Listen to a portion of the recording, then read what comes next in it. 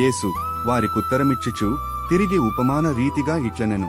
పరలోక రాజ్యము తన కుమారునికి పెండ్లి విందు చేసిన యొక్క రాజును పోలియున్నది. ఆ పెండ్లి విందుకు పిలువబడిన వారిని రప్పించుటకు అతడు తన దాసులను పంపినప్పుడు వారు రానొల్లకపోయిరి. కాగా అతడు, ఇదిగో నా విందు సిద్ధపరచియున్నాను, ఎద్దులను క్రొవ్విన పశువులను వధింపబడినవి, అంతయు సిద్ధముగా ఉన్నది, పెండ్లి విందుకు రండని పిలువబడిన వారితో చెప్పుడని వేరే దాసులను పంపెనుగాని వారు లక్ష్యము చేయక ఒకడు తన పొలమునకును మరియొకడు తన వర్తకమునకును వెళ్ళిరి. తక్కినవారు అతని దాసులను పట్టుకుని అవమానపరిచి చంపిరి.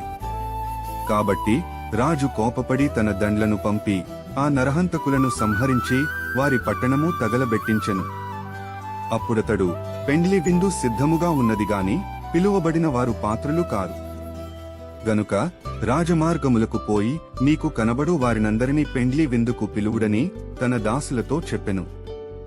ఆ దాసులు రాజమార్గములకు పోయి చెడ్డ వారినేమి మంచివారినేమి తమకు కనబడిన వారినందరినీ పోగుచేసిరి. గనుక విందుకు వచ్చిన వారితో ఆ పెండ్లిశాల నిండెను. రాజు కూర్చున్న వారిని చూడ లోపలికి వచ్చి అక్కడ పెండ్లి వస్త్రము ధరించుకునని యొకని చూచి, స్నేహితుడా, పెండ్లి వస్త్రము లేక ఇక్కడికేలాగు వచ్చితివని అడుగగా వాడు మౌనియై యుండెను. అంతటా రాజు, వీని కాళ్ళు చేతులు కట్టి వెలుపటి చీకటిలోనికి త్రోసివేయుడి, అక్కడ ఏడ్పును పండ్లు కురుకుటయు ఉండునని పరిచారకులతో చెప్పెను. కాగా పిలువబడిన వారు అనేకులు, ఏర్పరచబడిన వారు కొందరే.